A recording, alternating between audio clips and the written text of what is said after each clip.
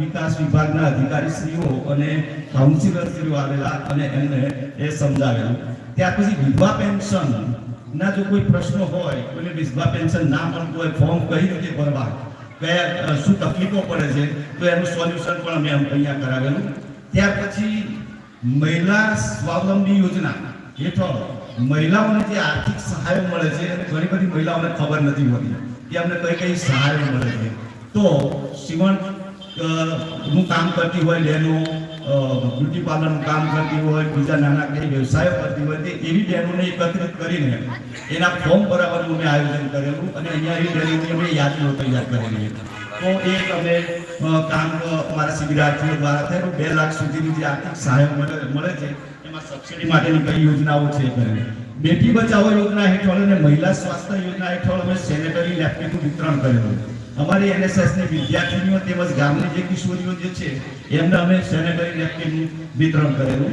ત્યાર પછી ચિરાગ પ્રજાપતિ હાઈકોર્ટ ગુજરાત એ અહીંયા અમે એમને આમંત્રિત કરેલા, જે અમને મહિલા અધિકારો હેલ્ધી લાઈફ વિશે ખૂબ જ ઉપયોગી માહિતી આપેલી.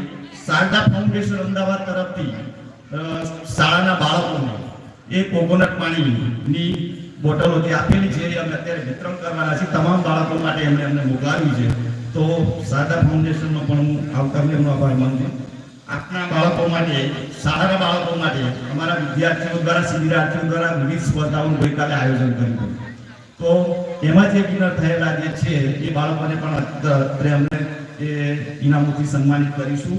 સૌથી અમારા વિદ્યાર્થીઓ જો સારી કામગીરી બજાવી હોય તો એ ગૃહ શુભ કર્યું છે, કારણ કે એવા ઘરો એમની જાતે પસંદ કરેલા. અમે એમને કંઈ કહ્યું નથી, પણ એવા જ્યાં જરૂરિયાતમંદ ઘર છે, કાચા ઝૂંપડાઓ જે છે, એવા ઘરો પસંદ કરીને એક સફાઈનો એમને જે મેસેજ હતો, બધાએ વેસ્ટમાંથી બેસ્ટ બનાવ્યું. ઘરો એને શણગાર્યા, એમના ઘરમાં જે કઈ વસ્તુઓ હતી એને શણગાર્યા અને દરેકે એક ગર્લ્સ એક બોયની ટીમ બનાવી, દરેક વાનગી એમની જાતે બનાવી ત્યાં જઈને. અને એ મુને અલ્પેશભાઈ બંને ગયેલા ગામમાંથી એટલો સરસ આવકાર મળ્યો અમને. ઘરે ઘરે ઘણા ઘરો એટલે અમને જમવા સુધીની ઓફરો કરી કે ના જમીને જાઓ તમારું પણ બનાવી છે. તો એક સ્વચ્છતાનો મેસેજ આપવા માટે અમે ગૃહ સુશોભનની કામગીરી પણ કરેલી. એટલે રાત્રિ અમારા જે કાર્યક્રમો હતા અને દિવસના કાર્યક્રમો, દિવસના અમારા પ્રોજેક્ટ તરીકેના કામ હતા. ગામની જુદી જુદી શેરીઓની સફાઈ એ વિદ્યાર્થીઓ દ્વારા કરવામાં આવી, સ્વચ્છતાનો મેસેજ આપવામાં આવ્યો. રાત્રે નીતિનભાઈ રાવત કરીને એક સારા કોરિયોગ્રાફર છે, લગભગ દરેક કોલેજોમાં જાય છે. અત્યારે આપણી બીજી સંસ્થા, ભગીની સંસ્થાનો કેમ્પ ચાલી રહ્યો છે ખેગારિયા ગામમાં, એ અત્યારે ત્યાં છે. તો 2 દિવસ સુધી ખૂબ જ કોમેડી ધમાલ મસ્તી દ્વારા જે બેટી બચાવો અને શિક્ષણ વિશેના જે ખ્યાલો ગામડાઓના છે એને બદલવા માટે એમને ખૂબ જ સારી અમારા વિદ્યાર્થીઓને તૈયાર કરેલા. તો અંતમાં શિબિર એ જીવન ઘડતરની એક પ્રક્રિયા છે. ગ્રામ શિબિર કરેલો વિદ્યાર્થી ગમે તેવી પરિસ્થિતિઓમાં પણ એ કેવી રીતે ટકવું, અજાણ્યા લોકો સાથે કેવી રીતે વાત કરવી, અજાણી પરિસ્થિતિમાં કેવી રીતે બહાર નીકળવું, એને જીવન ભક્તિની તાલીમ આપતી આ એક આખી પ્રક્રિયા એ વિદ્યાર્થીઓ દ્વારા વ્યક્તિત્વ ઘડતર માટે એમને ઉપયોગી બનશે એવી આશા સાથે વિનંતી.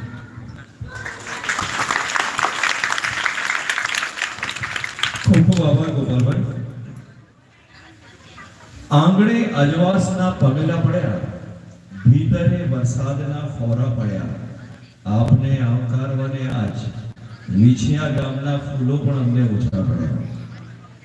તો એને તમે ફૂલ કહો, પુષ્પ કહો, કુસુમ કહો, પણ તેઓ પોતાના રંગો અને સુગંધથી સર્વેનું મન મોહી લે છે.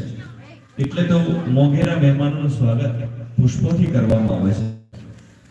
સૌપ્રથમ સમારંભના પ્રમુખ શ્રી કાંતિભાઈ લકુકનું પુષ્પગુચ્છ સ્વાગત કરવા માટે હું પ્રિન્સિપાલ ડોક્ટર હિતેન્દ્ર વ્યાસ સાહેબને આમંત્રિત કરું છું.